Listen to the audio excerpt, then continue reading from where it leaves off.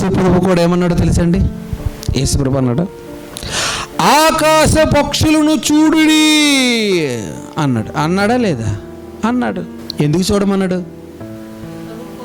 తినడానికా? ఆకాశ పక్షులు చూడంటే తినడానికా? కాదు. వాడు దుక్కు చూసిన ఒక్కసారి నేర్చుకో. అవి విత్తవు, కోయవు, కొట్లలో కూర్చుకోవు, అయినను మీ పరలోకపు తండ్రి వాటిని పోషిస్తున్నాడు.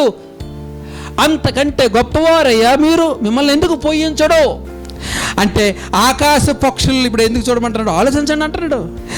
సోమరి చీమల దగ్గరికి వెళ్ళుము. చీమ ఎంత ఉంటుంది, మనిషి ఎంత ఉంటాడండి?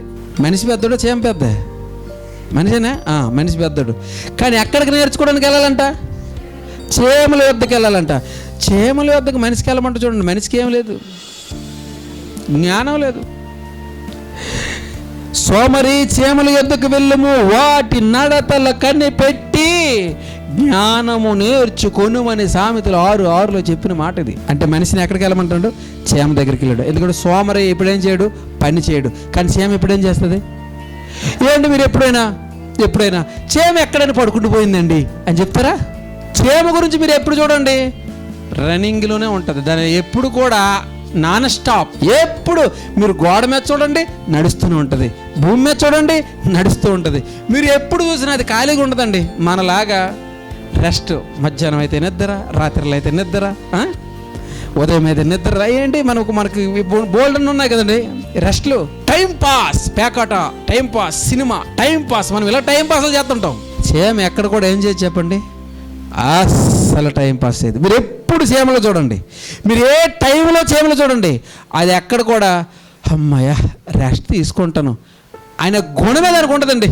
ఎప్పుడు కూడా రన్నింగ్.